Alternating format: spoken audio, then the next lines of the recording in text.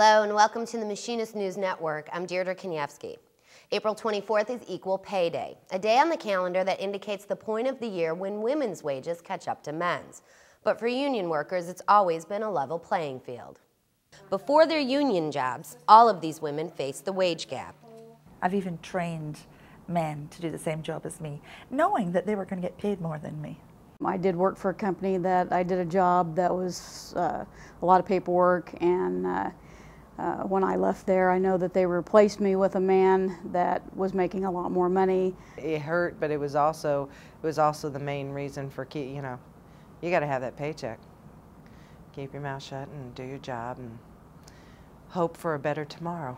How would you feel if we were digging the same ditch on a job and I'm making $20 an hour and you're making $10?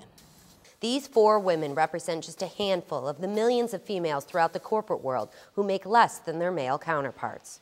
It's unbelievable to me that more than 40 years after the passing of the Equal Pay Act and the Civil Rights Act, women are still making only 77 cents for every dollar that a man makes.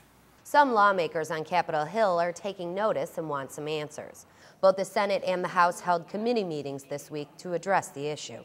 Why is this so hard to penetrate, society and the economy so that people get the best out of all their workers regardless of gender? Economists say that's the million-dollar question.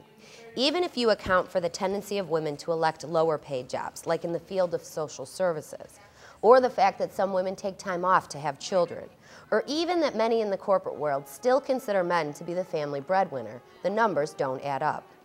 Why, I ask, is a housekeeper worth less than a janitor? Why is a parking meter reader worth less than an electrical meter reader? Why is a social worker worth less than a probation officer? Lawmakers who support equal pay legislation say this isn't a woman's issue, rather a family issue, that affects both the present in terms of a weekly paycheck and the future because of retirement. If you make less, you retire with less. On average, women's wages constitute more than 1/3 of their family's income. Paying women an equal salary for equal work is immediate means to making their families more secure. Although some don't believe a pay gap exists, many do. Deidre Farmer is one of those women. She testified at the first committee meeting the House of Representatives has held on the subject. She is one of the 1.6 million people involved in a class action suit against Walmart. At the time I was promoted into the TLE manager job, for example, I was assigned a salary of $28,000, while most men were paid base salary of $30,000 when they entered the same job. Even though she had been at Walmart for nearly 13 years, she was fired after she complained of wage discrimination. The response I received was a pink slip notifying me that I was being fired less than 3 months later on New Year's Eve 2002. When I asked why I was being terminated, I was told that I had taken too many breaks. Being in a union ends the wage gap. When a contract is negotiated, male and female workers make the same amount if they have the same skill levels. It's so nice to know that I'm doing the same job as you or you or you, and we're all getting the same pay. If I get a raise, you get a raise.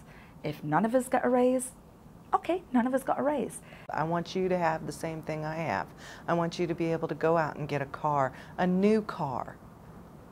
I want you to be able to send your kids to college. But this doesn't stop organized labor from trying to make it right for all workers. On April 24th, the women's class at the Whippensinger Center showed their solidarity by wearing red in support of Equal Pay Day. Now, I joined a union. I am union till I die. No one can, can change that. But as a union member, I am going to do everything within my power to force the companies and our leaders, our government, to mandate these things so there is equal pay across the board. This wage gap is not limited to people in low-paying jobs. Just recently, Wimbledon started paying its female and male players the same. And one study shows that even some wage discrepancy exists among workers at the prestigious MIT. For more Machinist News, you can log on to goiem.org. Thanks for watching.